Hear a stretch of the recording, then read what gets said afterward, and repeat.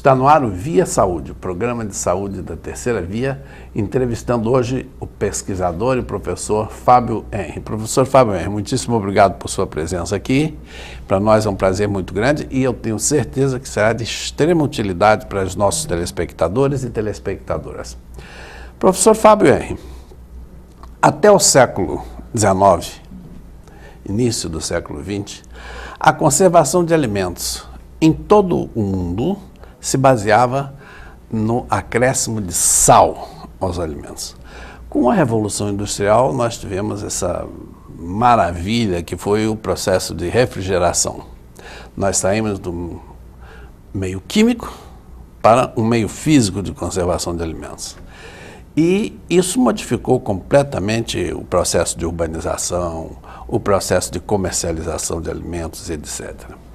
E então, eu gostaria que o nosso programa de hoje fosse voltado para as donas de casa, para as pessoas que cuidam dos alimentos na casa. E iniciaria lhe perguntando, de uma forma geral, o que o senhor recomendaria como os itens mais importantes para a conservação de alimentos no âmbito doméstico?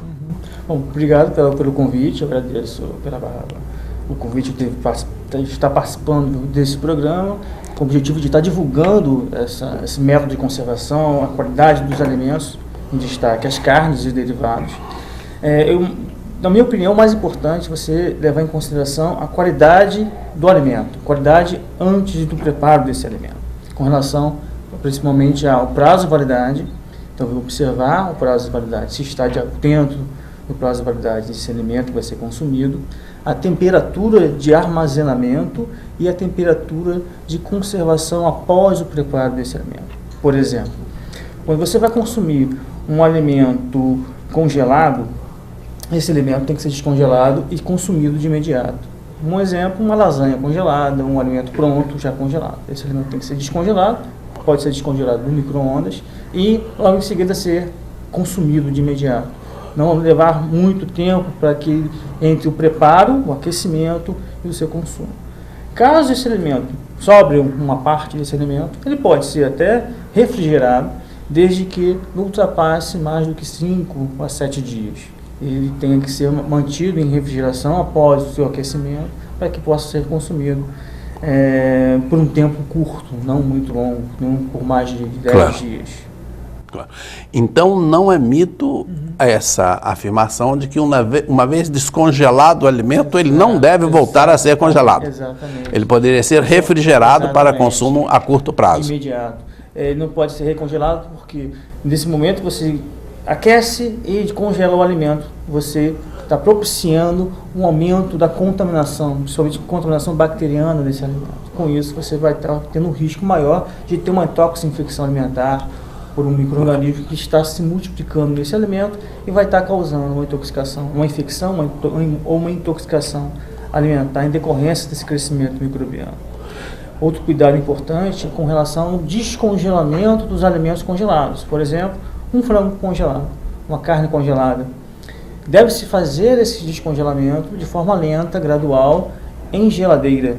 É muito comum a dona de casa ela proceder ao descongelamento à temperatura ambiente, na pia, em água corrente. Isso não deve ser realizado, não é recomendado. Primeiro, do ponto de vista microbiológico, onde esse aumento de temperatura rápido que acontece no alimento, quando ele é descongelado à temperatura ambiente, isso vai propiciar o crescimento microbiano, aumentando assim a contaminação desse alimento, aumentando o risco de intoxicação alimentar.